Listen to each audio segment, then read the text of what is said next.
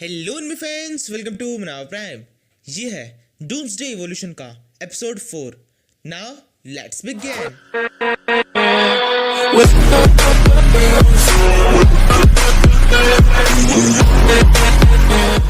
Episode की shooting देखते हैं। शेन अपने ओरिजिनल वर्ल्ड में आ चुका है। सभी लोगों की नजर इस टाइम पर शेन के ऊपर है क्योंकि शेन एक लड़की सुजैन को प्रपोज करने वाला है। जैंग शेन से कहता है, शेन आगे बढ़ो और जो तुम्हें कहना है वो कह दो।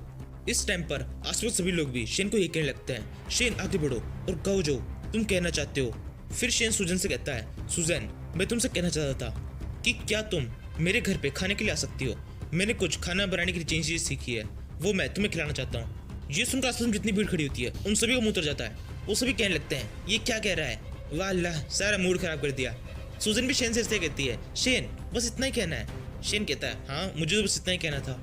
तभी जेंग सुजैन से कहने लगता है, नहीं सुजैन केवल इतना ही नहीं है, ये तुम्हें अभी प्रपोज करने वाला था। शेन जेंग की तरफ देखता है और उसे कहता है, नहीं जेंग ऐसा कुछ भी नहीं है, मैं अभी ऐसा कुछ भी नहीं करना चाहता। शेन की बातें सुनकर जेंग सोचने लगता है, ऐसे तो मेरा सारा प्लान खराब हो जाएगा। लगता है अब प्लान बी को एग्जीक्यूट करना होगा। ये सोचते हुए जेंग के मुंह पर एक वीट स्मेल आती है। जेंग शेन से कहता है, शेन मुझे पता है तुम इस टाइम पर बहुत ज्यादा नर्वस हो, मैं तुम्हें सपोर्ट करता हूँ। ये कहते हुए जेंग शेन की तरफ अपना हाथ बढ़ाने लगता है। इस टाइम पर जेंग के हाथ में एक अंगूठी होती है। शेन तुरंत जेंग के हाथ को पकड़ लेता है और फिर लगातार उस अंगूठी को देखने लगता है। जेंग कहता है, शेन ये तुम क्या कर रहे हो, इसका क्या मतलब है। शेन कहता है, मेरी लाइन तुम क्यों बोल रहे हो, ये क्वेश्चन तो मुझे पूछना चाहिए। ये कहते शेन अपने हाथ जोर से घुमाता है। इसका जेंग भी जमीन पर गिर जाता है। इसके बाद में शेन जेंग के हाथ में से उसकी अंगूठी बाहर निकाल लेता है और फिर से पूछता है, ये अंगूठी कैसी है। जेंग कहता है, तुम इस अंगूठी के बारे में क्यों पूछ रहे हो, ये अंगूठी बिल्कुल नॉर्मल सी है, तुम्हें कोई गलतफहमी हुई है। ये सुनकर शेन सोचने लगता है, मेरी पिछली लाइफ में मुझे पता ही नहीं था मेरा दुश्मन कौन है और कौन सही मायनों में मेरी सही टाइम पर मदद कर सकता है।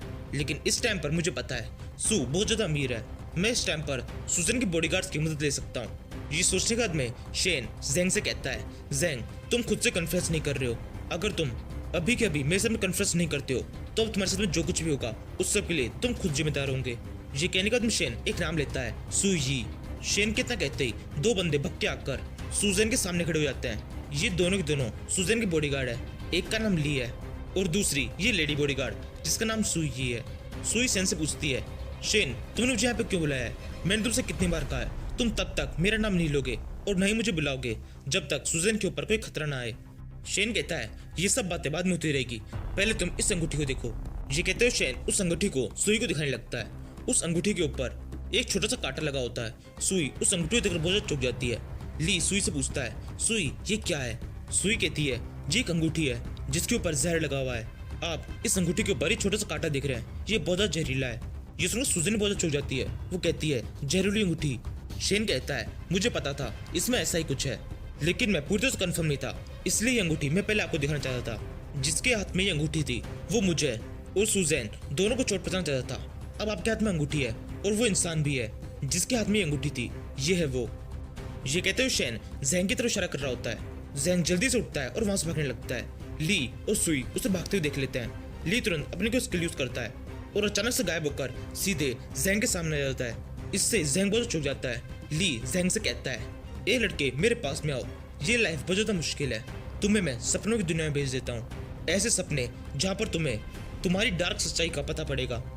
ये कहते हुए ली वापस से एक स्किल यूज करता है और फिर अपने हाथ को जेंग के सर पर रख देता है और फिर उसे पूछने लगता है, मुझे बताओ तुम क्या करना चाहते हो, तुम्हारी क्या डिजायर्स और क्या नीड्स है। जैसे ही जेंग सुनता है वो बहुत ज्यादा हिप्नोटाइज हो जाता है। वो कहने लगता है, जो भी आप मुझसे पूछना चाहते हैं वो मैं आपको बताने के लिए तैयार हूँ। ये देखकर शेन कहता है, ली को तो स्काई सेलेक्ट एबिलिटी आती है। सुजैन कहती है, हाँ उन्हें आती है, वो एक बहुत शानदार कल्टीवेटर है। स्काई सेलेक्ट एबिलिटी ये एक स्पेशल एबिलिटी है जिसे यूज करने वाला जिसके ऊपर से यूज कर रहा है उसको हिप्नोटाइज कर सकता है। इस एबिलिटी को यूज करने के बाद में जिसके ऊपर इस एबिलिटी को यूज किया गया है वो हर वो काम करने के लिए तैयार हो जाएगा जिससे यूज करने वाला उसे कहेगा। ये एक तरह से हिप्नोटाइज माइंड कंट्रोल की तरह है। फिर ली इसी एबिलिटी को यूज करते हुए जैन से पूछने लगता है, मुझे बताओ सुजैन के साथ में ये सब करने के लिए तुमसे किसने कहा है, कौन है जो सुजैन को चोट पहुंचाना चाहता है। जैन कहता है, मुझे नहीं पता है, उससे मेरी ऑनलाइन बात हुई थी, वो कभी भी मेरे सामने नहीं आया, उसने बस मुझे बहुत सारे पैसे दिए थे, मैं केवल पैसों के लिए काम कर रहा था। ये सुनकर शेन सोचने लगता है, अच्छा तो इस टाइम पर ऐसा हुआ था। तभी ली जेंग को फ्री कर देता है और फिर वहां से जाने लगता है और जाते हुए कहता है इस लड़की को कुछ भी नहीं पता है।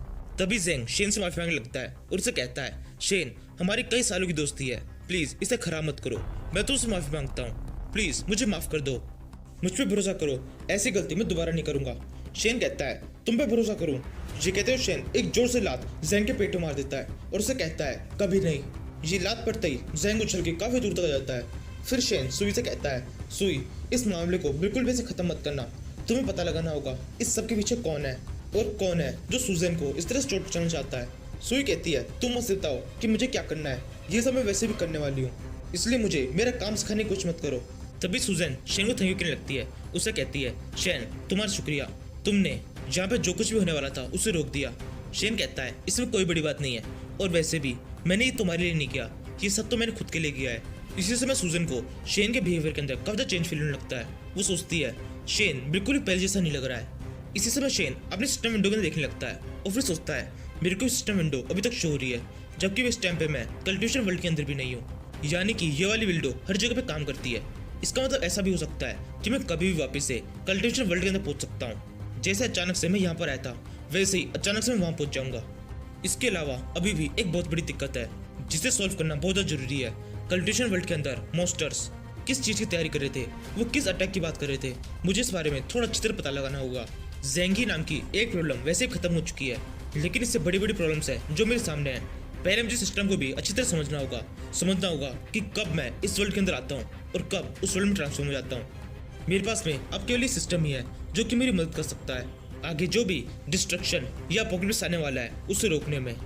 इसी समय वहाँ पर एक बड़ी शिप आती है। सुई और ली जैन को पकड़कर उस शिप के अंदर लेके जाने लगते हैं। पीछे भी सुजैन भी उस शिप के अंदर जा रही होती है।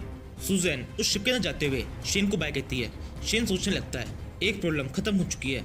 इसी समय उस शिप भी उड़ती हुई चली जाती है। शेन कहता है अब मैं अपने घर जा सकता हूँ और आराम कर सकता हूँ, काफी टाइम हो गया अपने घर नहीं गया, उस अपोकलिप्स के कारण कई सालों से मैं अपने घर नहीं गया हूँ। इसी समय शेन को एक और शिप की आवाज आने लगती है।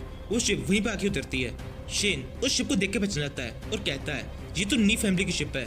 तभी उस शिप का डोर ओपन होता है, उसमें से एक आदमी वहां निकलता है। वो शेन से कहता है शेन आप हमारे साथ में चलिए, नी फैमिली ने आपको इन्वाइट किया है। ये सुनकर शेन सोचने लगता है नी फैमिली ने मुझे क्यों इन्वाइट किया है, उनके साथ तो मेरे कोई रिलेशन भी नहीं है। इस क्वेश्चन को शेन उस आदमी से पूछ लेता है। वो आदमी शेन को इसका कोई जवाब नहीं देता और कहता है बस आप शिप के अंदर आ जाइए, नी आपका इंतजार कर रहे हैं। शेन बिना कुछ सोचे शिप के अंदर चढ़ जाता है। उस शिप से वो नी के घर पहुंचते हैं। सामने की तरफ नी एक कुर्सी पे बैठा होता है, पास में एक लड़की खड़ी होती है। शेन नी को देखकर उससे पूछता है प्रेसिडेंट नी, तुमने मुझे यहाँ क्यों बुलाया है? इसके बाद में हमें नी को इंट्रोड्यूस करते हैं। नी का पूरा नाम नी यून है। नी स्टूडेंट काउंसिल के प्रेसिडेंट है। नी यून कहता है शेन तुम बहुत कमाल के हो, मैंने तुम्हारी फाइल पढ़ी है, उस फाइल के अंदर लिखा हुआ है हर फील्ड के अंदर बैटलफील्ड, स्ट्रेटेजी, एक्यूरेसी, हर फील्ड के अंदर तुम्हारे टॉप मार्क्स आते हैं, जो कि सच में बहुत ज़्यादा इंटरेस्टिंग और अट्रैक्टिव है। और इसी वजह से वो लड़की सुजैन भी तुम्हें बहुत पसंद करती है। तुम तो जानते ही होंगे सुजैन कौन है। सुजैन बहुत ज़्यादा अमीर है। उसके अलावा इस पूरे एरिया में जितनी भी अमीर फैमिलीज है वो सभी लोग सुजैन को अपने साथ में रखना चाहते हैं। हर कोई सुजैन को बहुत पसंद करता है, लेकिन सुजैन तुम्हें पसंद करती है। तुम्हारे लिए अच्छा होगा तुम सुजैन को छोड़ दो, इससे तुम्हारी परफॉर्मेंस के अंदर और ज़्यादा इंक्रीमेंट आएगा। शेन कहता है और अगर ऐसा मैं ना करूँ तो? नी कहता है अगर तुम ऐसा नहीं करोगे तो तुम्हारी परफॉर्मेंस पूरी तरह से बेकार हो जाएगी। अभी भी तुम्हारे फाइनल मार्क्स मेरे हाथ में है, उन मार्क्स के अंदर तुम्हें बहुत ज़्यादा दिक्कत आ सकती है, और वो मार्क्स खराब हुए तो तुम्हारी पूरी लाइफ खराब हो जाएगी। उसके बाद में वैसे भी सुजैन तुम्हें छोड़ देगी तो तुम दोनों हाथ से चले जाओगे। ये सुनकर शेन सोचने लगता है हाँ ऐसा हो सकता है। सबको पता है मेरे और सुजैन के बीच में अच्छा रिलेशनशिप है, यानी कि इसी रिलेशन को तोड़ने के लिए किसी ने उस पॉइजन का यूज किया होगा। मे बी ऐसा भी हो सकता है उस पॉइजन को इसी ने यूज करवाया हो। तभी नी शेन से कहता है तो क्या सोचा तुमने? शेन कहता है मैंने अच्छी तरह सोच लिया है, और वैसे भी इसमें सोचने वाला कुछ भी नहीं है। तुम सुजैन को पसंद करते हो तो तुम्हें सुजैन से ही बात करनी चाहिए, तुम्हें मुझसे बात करने की कोई भी जरूरत नहीं है। इस सब के अंदर मैं तुम्हारी किसी भी तरह से मदद नहीं कर सकता हूँ। ये कहते हुए शेन वहां से जाने लगता है। नी को ये बिल्कुल भी अच्छा नहीं लगता। नी अपने बॉडीगार्ड से पूछता है सब कुछ प्लान कैसे चल रहा है? बॉडीगार्ड कहता है पूरी तैयारी हो चुकी है, अब अगले 1 घंटे में ये लड़का शेन किसी एक्सीडेंट के अंदर मारा जाएगा और आपका रास्ता पूरी तरह साफ हो जाएगा। और यहीं पर इस सीरीज का ये एपिसोड खत्म होता है। Now thank you for watching.